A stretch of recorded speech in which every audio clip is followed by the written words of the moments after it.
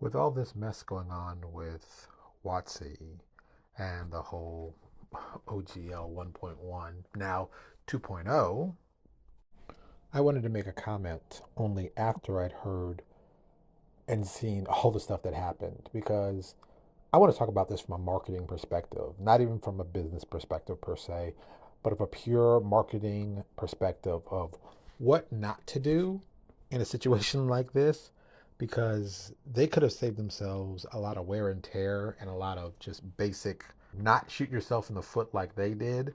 And the weird part is that their fan base literally 14 days ago loved them. That same fan base now wants them dead. And I mean, how do you mess it up so badly in such a short amount of time? And this really should be a lesson for anybody in any industry, how your fans are the ones that make you and can easily break you. So let's just talk about how WotC didn't even respond on this whole situation as soon as possible. They waited a week to respond.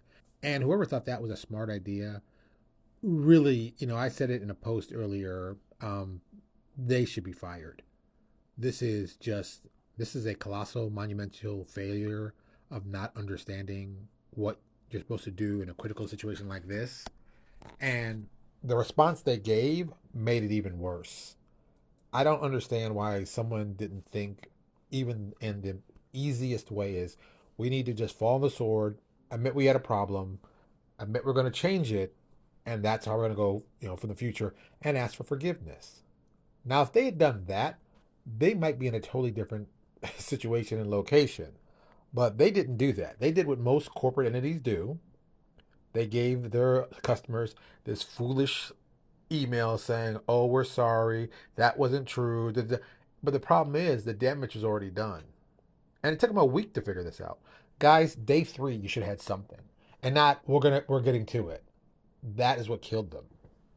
And then when you plan to have an announcement saying you're going to do something and then cancel it hours before you do it, that was stupid. And I have to give all credit to Paizo. That was the perfect move at the perfect moment. And WotC didn't just drop the ball.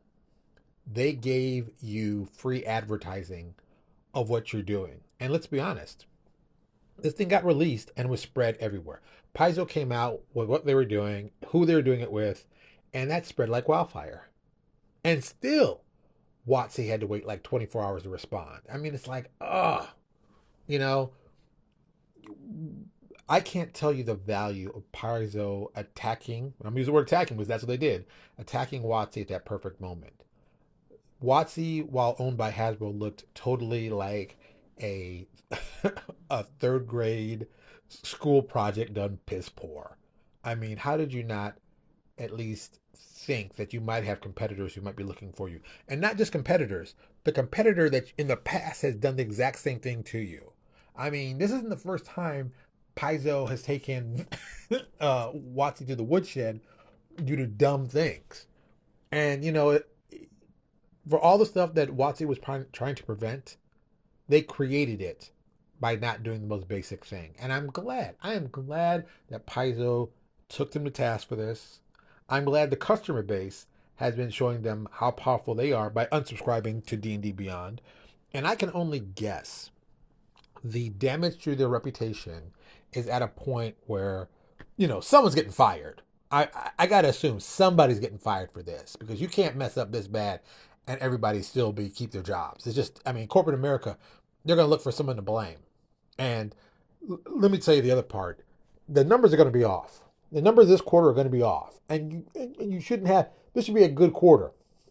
you know, there's stuff coming out. Yeah, yeah, yeah. Oh, okay. This quarter, it's January. Okay, let's say by the end of this quarter, things start shaking out. And by then the D&D movie will be out, and we'll see if the fan base goes or not, because that's the kicker. If the fan base is like, nope, sorry, we're not going to go see your movie, we're not going to support you at all, even after this, even after everything you tried, they're going to have a problem. To a problem of what are we going to do to stay in business kind of problem. So I don't know. I think this is a great moment of marketing expertise. Paizo got the maximum amount of marketing for literally just doing something that you'd expect most people to do. And Watsy got so much advertising on this, and it even reached. I mean, I saw it today on CNBC talking about this, and I'm just like, oh God, if CNBC is talking about Hasbro, what's going on, you've messed up. I mean, you've messed up in ways you couldn't imagine. I mean, yeah, it's one thing to be in the geekosphere talking about this stuff, but it's another thing when you actually have like legitimate news sources that deal with financial issues, you know, just beating them up. Oh, yeah. Yeah. Oh, like, see, I'm just as I'm doing this, I just happen to notice it says on Gizmodo, canceled D&D Beyond subscriptions forced Hasbro's hand. See, that's what you do, man. You hit them in the pocket. You hit them in the pocket, they start acting right, or at least they stop acting stupid or partially stupid. But it might be too late for them. They might have to figure out how they're going to deal with this. Now, don't get me wrong. There will be people who play D&D. There always will be. But, the stigma attached to it, dude. I mean, the GSL was dumb on 4th edition. I can't believe they did the same thing again. And like, oh, how stupid are you? But hey, let them pay. Let them pay with their dollars. What can I say? If you liked what we talked about, do us a huge favor, click the thumbs up button. If you didn't like what we talked about, click the thumbs down. We're good either way. Thank you so much for listening. I really appreciate it. And I will talk to you all later.